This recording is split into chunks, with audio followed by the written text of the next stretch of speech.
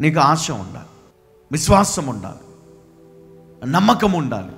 నేను సక్సెస్ అవుతాను, ఎందుకంటే నేను దేవుని మాటలు వింటూ నేను ఆయనను ఫాలో అవుతున్నాను కాబట్టి, దేవుడు నాకు తోడై ఉన్నాడు కాబట్టి నేను సక్సెస్ అవుతాను అని నువ్వు నమ్మగలగాలి.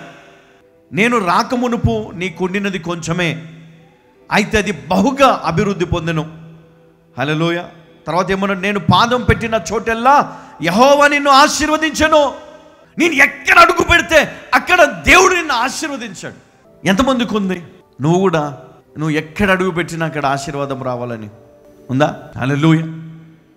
ఎప్పుడైనా సరే నీ జీవితంలో నువ్వు తగ్గించుకోవడం మొదలు పెడితే, లోబడ్డం, దేవునికి విధేయత కలిగి జీవించడం ప్రారంభించి మొదటి రోజు నుండే ఆశీర్వాదాలన్నీ కూడా నిన్ను వెంబడించడం మొదలు పెడతాయి. హల్లెలూయా.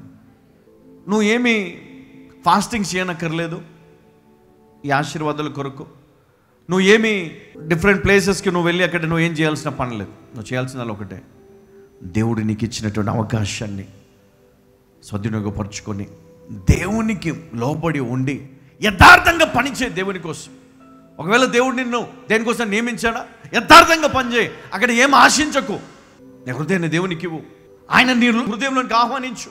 ఆయన ఎప్పుడైతే నీలోనికి అభిషేకము నీ లోపలి నుండి బయలు వెళ్తుంది, అప్పుడు నువ్వు ఎక్కడ అడుగు పెడితే అక్కడ ఆశీర్వాదం చూస్తారు. నువ్వు ఏ కుటుంబంలో, ఏ ఇంటిలో అడుగు పెట్టినా ఆ ఇల్లు దీవించబడుతుంది, ఆ ఇంటిలో స్వస్థత వస్తుంది, ఆ ఇంటిలో మహిమను వారు చూస్తారు, దేవుని ఆత్మను వారు చూస్తారు, దేవుని ఆత్మ చేత వారు నింపబడతారు. హల్లెలూయా.